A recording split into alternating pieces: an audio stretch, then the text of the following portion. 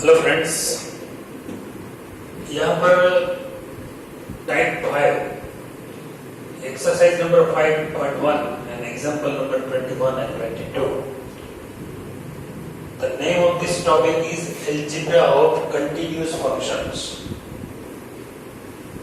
algebra of continuous function का मतलब है अगर फंक्शन f कंटिन्यूस होता है, फंक्शन g भी कंटिन्यूस होता है, तो उनका जो एडिशन है f प्लस जी, उनका जो सब्ट्रैक्शन है f माइनस जी, उनका मल्टीप्लिकेशन होता है f इंटू जी और उनका डिवीजन है f बाई जी, क्या वो भी कंटिन्यूस बन सकते हैं?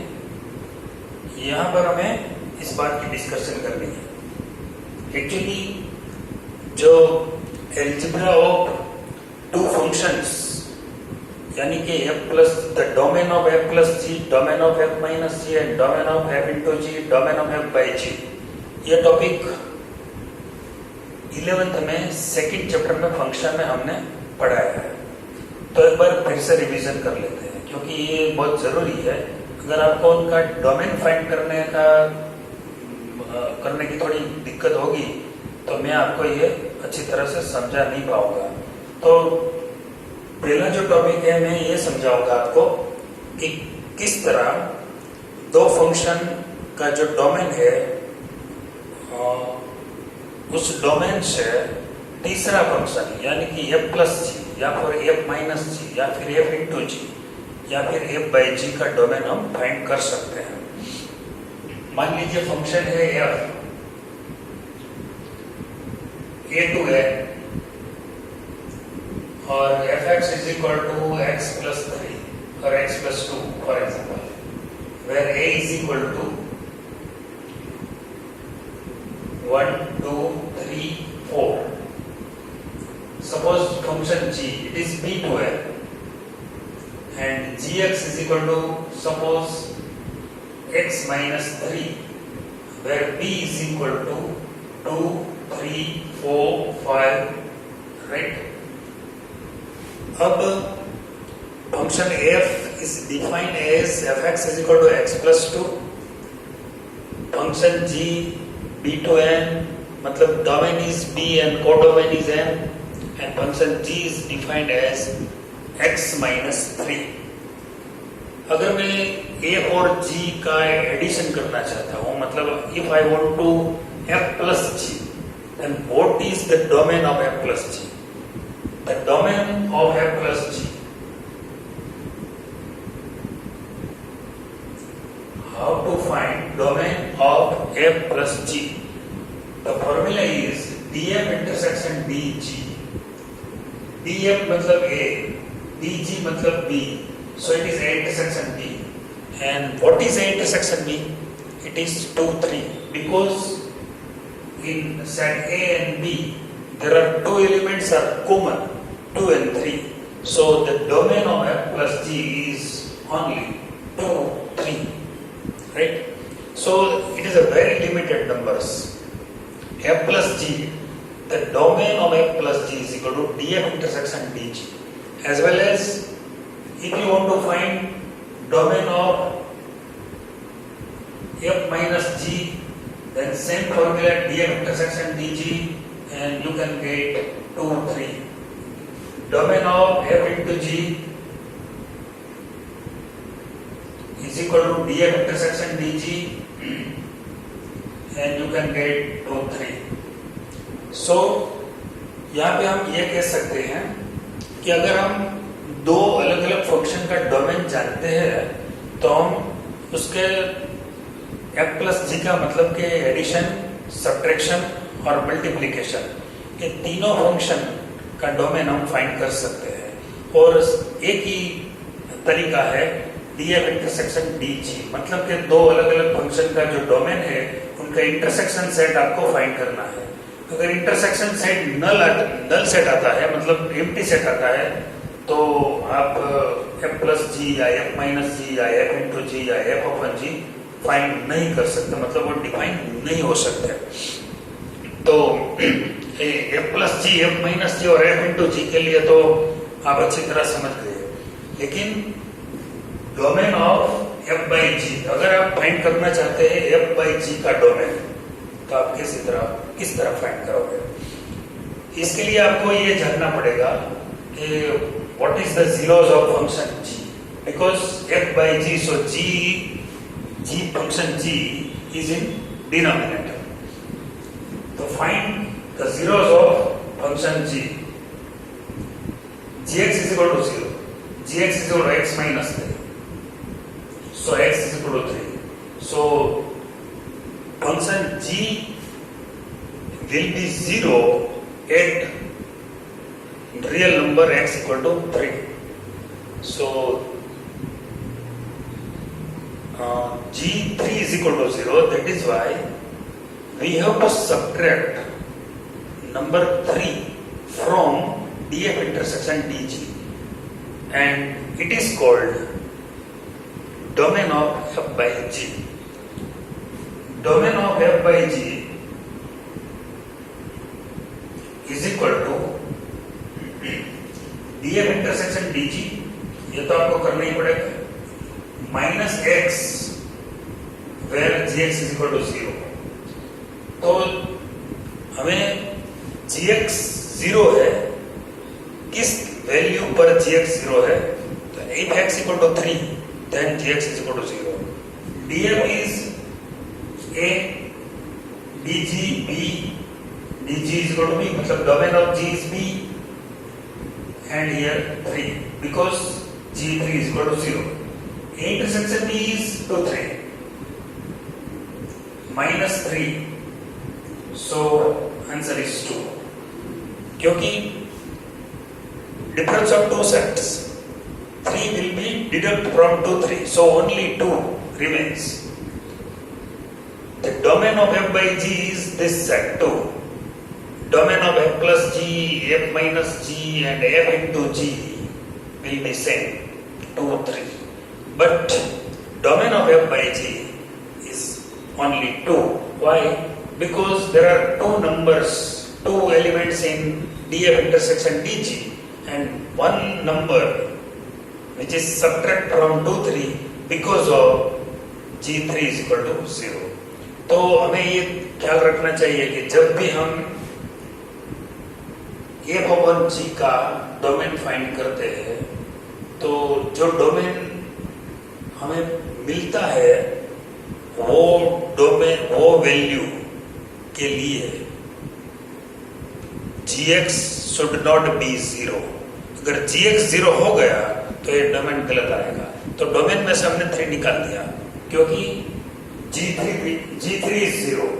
That is why 3 should be subtract from 2 3. तो यहाँ पर कोई भी फंक्शन है f plus g, मतलब addition, subtraction and multiplication, product of two function. तो ये तीनों फंक्शन के लिए तो डोमेन फाइंड करना बहुत ही इजी है, आसानी से हम तय कर सकते हैं. लेकिन जब हम डिवीजन मतलब f by g का डोमेन फाइंड करते हैं तो हमें ख्याल रखना चाहिए कि जो भी वैल्यू के लिए डिनोमिनेटर फंक्शन 0 होता है वो वैल्यू निकाल देना चाहिए डोमेन में से. तो f by g भी डिफाइन हो सकता है और f by g का डोमेन हम फाइंड कर सकते हैं. तो अलजेब्रा ऑफ कंटीन्यूअस फंक्शंस, ये टॉपिक है. let f and g are continuous at x equal to c.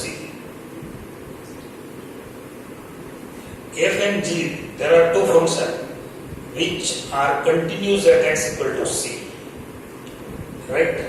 And जो c है, मतलब जो भी वैल्यू है, वो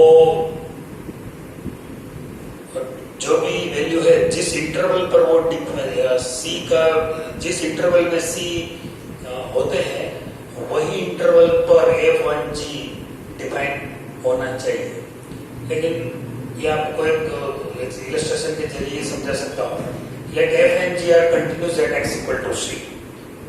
अगर एफ एंड जी कंटिन्यूस होते हैं तो एफ प्लस जी के बारे में, एफ माइनस जी के बारे में और एफ इंटू जी के बारे में हमें बात करनी है और लास्ट में एफ बाई जी के बारे में भी बात करनी है। First one, f and g, अगर एफ एंड जी कंटिन्यूस होते हैं तो f plus g is also continuous at x equal to c. Second, f minus g is also continuous at x equal to c. Third one, f into g is also continuous at x equal to c. And fourth one, f upon g is also continuous at x equal to c. यहाँ पे GC is equal to not zero. अगर GC 0 हो गया तो f by g will be not continuous at x equal to c because value of GC जहाँ पे 0 होता है वहाँ सबट्रैक्ट कर देना चाहिए। तो जो भी डोमेन है f by g का, वो डोमेन में जो भी वैल्यू आता है वो वैल्यू के लिए g 0 नहीं होना चाहिए। मतलब क्या, g जहां पर 0 होते हैं वो वैल्यू सबट्रैक्ट हो जानी चाहिए, तो GC विल बी नॉट 0। तो दो फंक्शन अगर कंटिन्यूस है तो उनका एडिशन मतलब f plus g, f minus g या सबट्रैक्शन, इनका प्रोडक्ट f बाई जी और division f by g whole are continuous at x equal to c।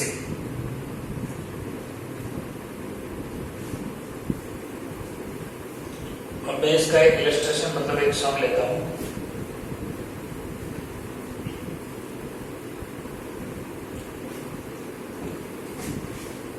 Question है 21, question number 21 from exercise number 5.1। Discuss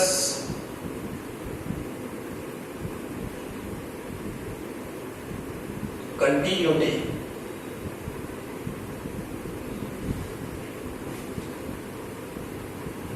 of the function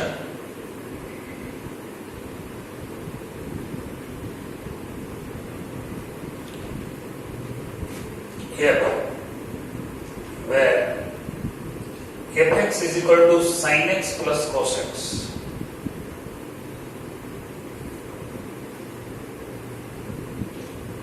पहले तो यहां आप देख लीजिए fx is equal to sin x plus cos x है। मुझे discuss करना है continuity of F, F continuous है या नहीं। वैसे तो हम क्या करते थे अब तक, कोई भी फंक्शन कंटिन्यूस है या नहीं वो चेक करने के लिए हम left hand side limit find करते थे, right hand side limit find करते थे और एफसी फाइंड करते थे। और तीनों का वैल्यू अगर सेम आ जाते हैं तो हम कहते हैं कि विधेय f x equal to c के आगे कंटिन्यूस है। तो कोई भी फंक्शन कंटिन्यूस है या नहीं वो चेक करने के लिए जो हमें अब तक जो रास्ता हमने अपनाया था वो यह था, left hand side limit, right hand side limit, both are exist and equal and all are equal. Limit x tends to c positive fx is equal to limit x tends to c negative fx is equal to fc. Then we say that function f is continuous at x equal to c. पर यहाँ हमें ऐसा नहीं करना, यहाँ हमें ऐसा नहीं करेंगे क्योंकि यहाँ पे हमें थोड़ा जो प्रिंसिपल है उस हिसाब से जाना पड़ेगा। हमें जानकारी है कि sin x यानी कि मैंने आपको रूल समझाया है कि trigonometric functions are always continuous on there on domains. So sin x is continuous. अच्छा, cos x is also continuous on R because R is the domain of cos and R is the domain of sin. So sin x is continuous on R, cos x is also continuous on R।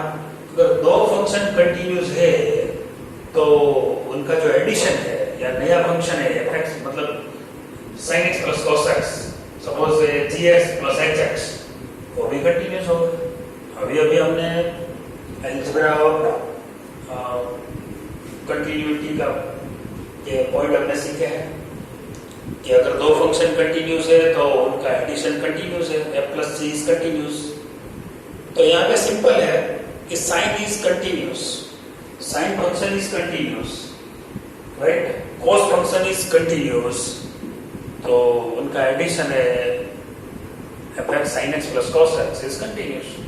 तो हो गया proof, लेकिन थोड़ा लिखना पड़ेगा क्योंकि हमें paper में तो लिखना पड़ेगा ना, वैसे तो हमारे सामने तो नहीं है वो लोग कि हम उसको इसीलिए इसी तरह बता देते हैं। तो sine x, late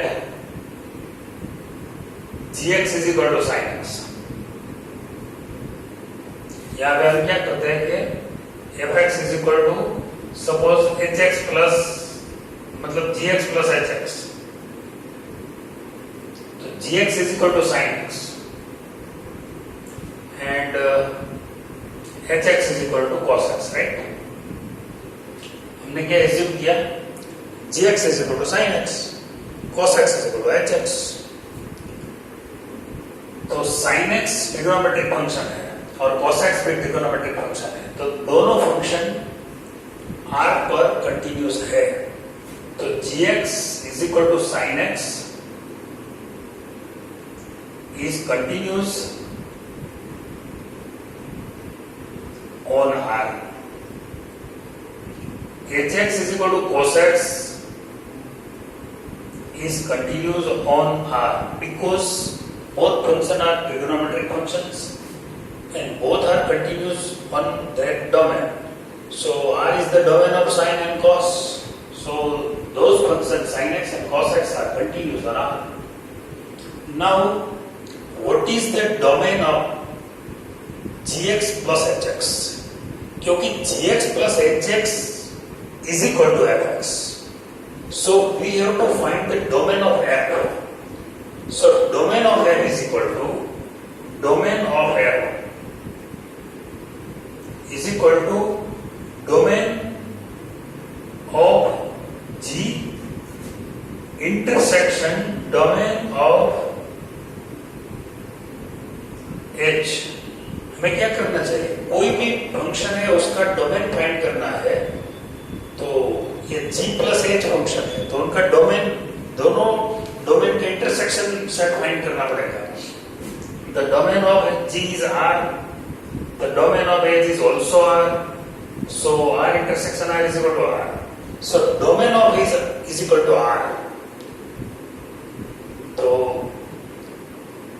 if g is continuous on R, h is continuous on R, so sin x plus cos x from these two results, ये दोनों रिजल्ट से हम ये कह सकते हैं कि sin x plus cos x is continuous on R।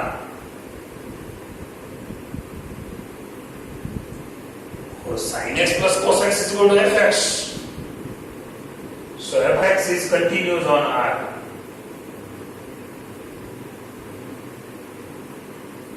In this way we can prove sin x plus cos x मतलब कि fx is equal to sin x plus cos x is continuous on R। तो हमें इसमें बहुत कुछ ज्यादा नहीं करना है, सिर्फ इतना ही करना है कि जो ये फंक्शन है sin x और cos x, दोनों फंक्शन का जो डोमेन है उनका इंटरसेक्शन फाइंड करना है। जो इंटरसेक्शन है डोमेन का वो R है। तो अगर sin is continuous on R, cos is continuous on R, यानी कि दो separate functions are continuous on R, तो हम कह सकते हैं कि उनका जो एडिशन है f प्लस मतलब sin x plus cos x वो भी कंटिन्यूस बन जाएगा। तो अगर उनका भी डोमेन R है, जो भी f का डोमेन हमें फाइंड करना पड़ेगा, राइट। अगर fx is equal to sin x minus cos x दिया होता तो भी तो क्या करना होता, मान लीजिए fx is equal to sin x minus cos x, तो आपको ज्यादा कुछ नहीं करना है, जहां पर प्लस है वहां से माइनस लगाना है, दूसरा कुछ भी नहीं बदलेगा। क्योंकि दो फंक्शन कंटिन्यूस है तो उनका सब्ट्रैक्शन मतलब f माइनस जी भी कंटिन्यूस होता है। तो अगर साइन कंटिन्यूस है, कॉस कंटिन्यूस है, तो sine minus cos is also continuous. सिर्फ यहाँ पे डोमेन तो चेंज नहीं होगा, सिर्फ माइनस करना है एक यहाँ और यहाँ तो दिया गया है। मान लीजिए fx is equal to sine x into cos x, तो ये दो फंक्शन का प्रोडक्ट हो गया, मतलब कि मल्टीप्लिकेशन ऑफ टू फंक्शंस। तो यहाँ पे क्रॉस मतलब यहाँ पे डॉट मल्टीप्लिकेशन का साइन करना है, दूसरा कुछ चेंज नहीं आएगा। Domain will be same, domain doesn't change because कोई भी दो फंक्शन है उनका f प्लस जी लेते हैं तो डोमेन सेम आता है, f इंटू जी, f माइनस जी, तब तक तो डोमेन सेम आता है। डोमेन कब चेंज होता है? जब f बाई जी, डोमेन मतलब कब डोमेन के फॉर्मूला में चेंज करनी पड़ती है? जब f बाई जी का डोमेन मतलब फाइंड करना है तब ये चेंज होता है। उसका भी एक इलस्ट्रेशन लेता हूं। एक सम है fx is equal to cos x. Example number 22 side. Example number 22, 5.1 exercise number. और fx is equal to cos x, where x belongs to r minus n pi. n belongs to z. r minus k pi भी लिख सकते हैं, n pi भी लिख सकते हैं, n belongs to z. It is given. यहाँ पे cos x जो फंक्शन है वो कंटिन्यूस है या नहीं, डिस्कस कंटिन्यूटी।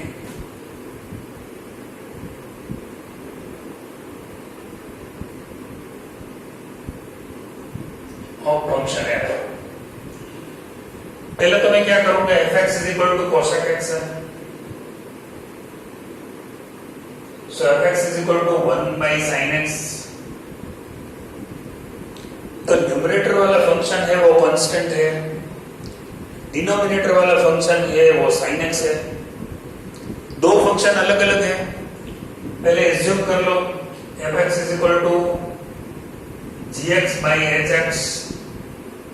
यहाँ पे gx plus hx था, यहाँ पे gx minus hx है, तो gx is equal to 1 and hx is equal to sin x, right?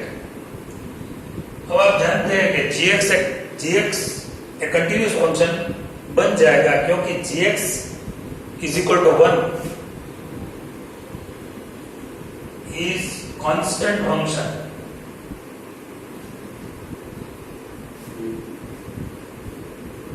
So it is continuous on R। sin x तो कंटिन्यूस है ही, hx is equal to sin x is a trigonometric function is continuous on R।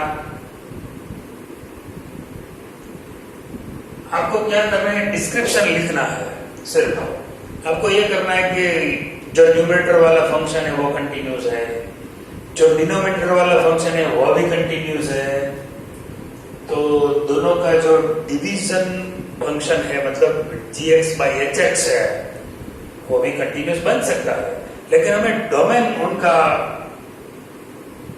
क्या बनता है वो find करना पड़ेगा। अगर ये डोमेन आ जाता है तो हमारा काम बन जाता है। हमारा काम तब बन सकता है कि डोमेन उनका r minus n pi n belongs to z मिल जाना चाहिए, मिल जाएंगे, क्योंकि domain of f is equal to domain of g intersection domain of h। ये दोनों फंक्शन का डोमेन है g और h का, उनका इंटरसेक्शन लिया, और जब हम g अपॉन h का डोमेन फाइंड करते हैं तो हमें कुछ सबट्रैक्ट करना पड़ेगा। क्या? x where hx is equal to 0, because यहाँ पे hx है, जो डिनोमिनेटर वाला फंक्शन है वो hx है। dg इंटरसेक्शन dh, dg मतलब ये फंक्शन है कांस्टेंट फंक्शन, उनका डोमेन r है, जो h वाला फंक्शन मतलब sin x है उनका डोमेन भी r है, और hx मतलब sin x कहाँ पे जीरो होता है? sin x का what is the zeros of sin function? It is n pi or k pi. k belongs to z. So you should subtract n pi, n belongs to z from r intersection r. So r intersection r minus n pi, n belongs to z. You can see here, this is the domain of f, and f is equal to cos x. Now, what is the conclusion? If function g is continuous, because it is a constant function. If h is continuous, because it is a trigonometric function. अगर दोनों function continuous है तो उनका जो division function बनता है वो fx है, वो भी कंटिन्यूस बनेगा, क्योंकि जो डोमेन है वो n का r minus n pi n belongs to z, which is given. So fx is equal to 1 by sin x या cos x is continuous on r minus n pi n belongs to z. दोस्तों एक बात और ख्याल रखो कि अगर cosec x की जगह अगर sec x दिया गया होता तो भी प्रोसीजर तो सेम ही रहेगा, क्योंकि यहाँ gx is equal to 1 आएगा और hx is equal to cos x आएगा, क्योंकि फंक्शन sec x है। मान लीजिए fx is equal to sec x है तो क्या बनेगा 1 by cos। तो यहाँ this is hx, sorry gx and this is hx, बस इतना ही फर्क पड़ेगा। यहाँ एक और फर्क आएगा, वो है x की वैल्यू मतलब cos x is equal to 0. If cos x is equal to 0, then x is equal to 2k or 2n minus 1 pi by 2k belongs to z, n belongs to z. तो इस तरह sec function का भी zeros find कर सकते हैं, right? मतलब domain find कर सकते हैं। अगर 10x आ जाता है, fx is equal to अगर 10x दिया गया होता तो क्या होता? 10x मतलब sin x by cos x. So numerator function is sin x and denominator function is cos x. So this is gx, this is hx. यहाँ पर जो सब्ट्रैक्ट करने का पोर्शन है वो cos x is the denominator function. So you have to subtract r intersection r minus 2k plus 1 pi by 2k belongs to z. इस तरह cot x है तो cos by sin. तो कोई भी जो फंक्शन है, tan है, cos sec है, sec x है, मेन तो ये दो सम है, sin x plus cos x. तो आप sin x minus cos x, sin x into cos x जो भी है वो कर सकते हैं। cosec x है तो आप 1 by sin, sec x है तो 1 by cos, tan हो तो 1, tan अगर दिया गया होता तो sin by cos. If cot x is given, then you have to cos by sin. तो इस तरह कोई भी दो फंक्शन का एडिशन है या सब्ट्रैक्शन है या मल्टीप्लिकेशन है या फिर डिवीजन है, आप उनकी कंटिन्यूटी चेक कर सकते हैं। और एक बात है, ये जो मैंने आपको जो दो सब जो टेक्स्ट बुक में दिए गए 5.1 में, ये तो मैंने अच्छी तरह आपको समझाया। लेकिन अगर मान लीजिए ये जो टॉपिक है एल्जेब्रा ऑफ कंटिन्यूअस फंक्शन, तो एल्जेब्रा ऑफ डिसकंटिन्यूअस फंक्शन भी है। इसमें क्या होता है कि अगर यहाँ पर तो क्या है, f एंड g अगर दो फंक्शन कंटिन्यूअस है तब जाके हम f प्लस g या f माइनस g या f इंटू g या f बाई g का कंटिन्यूटी चेक कर सकते हैं। लेकिन अगर एक फंक्शन कंटिन्यूअस है और एक फंक्शन कंटिन्यूअस नहीं है, मान लीजिए f कंटिन्यूअस है और g कंटिन्यूअस नहीं है, तो f इंटू g कंटिन्यूअस बन सकता है, मे बी कंटिन्यूअस। इसी तरह एक दूसरी बात भी है, मान लीजिए f भी कंटिन्यूअस नहीं, g भी कंटिन्यूअस नहीं, फिर भी f plus g, f minus g, f into g और f बाई g कंटिन्यूअस बन सकते हैं। उनके सारे जो इलस्ट्रेशन है मैंने आपको पीडीएफ में दिए हैं, आप जरा उसको पढ़ लीजिए, जरा चेक कर लीजिए कि मेनली तो यही टॉपिक है, लेकिन एक कोई भी एक्स्ट्रा नॉलेज के लिए जरूरी है आप वो जरा चेक कर लीजिए। और एक बात है कि जो मैं पीडीएफ आपको भेजता हूँ वो जो वीडियो है उनके नीचे जो डिस्क्रिप्शन होता है चैप्टर का, उस डिस्क्रिप्शन पे आप क्लिक कीजिए तो नीचे आपको एक और लिंक दिखेगी, वो लिंक पीडीएफ की है। कई स्टूडेंट्स का ये मुझे व्हाट्सएप आता रहता है कि ये पीडीएफ अभी नहीं आई है या पीडीएफ नहीं ओपन होती है, तो आप फिर से वीडियो के नीचे जो भी डिस्क्रिप्शन है वो डिस्क्रिप्शन को आप क्लिक कीजिए तो एक और लिंक नीचे दिखेगी, वो लिंक पीडीएफ की है। और इसलिए मैंने अलग से पीडीएफ भेजना बंद किया है क्योंकि कई बच्चों की पीडीएफ डिलीट हो जाती या फिर व्हाट्सएप में से गायब हो जाती थी कोई भी कारण सर। तो मैंने सोचा कि भाई ये जब वीडियो में ही मैं बिल्ड कर दूं तो बेनिफिट क्या होता है कि जब तक वीडियो रहेगा यूट्यूब में तब तक ये पीडीएफ रहेगा। मतलब वीडियो और पीडीएफ अगर साथ साथ में है तो आपको अलग से ढूंढना नहीं पड़ेगा। Okay, thank you.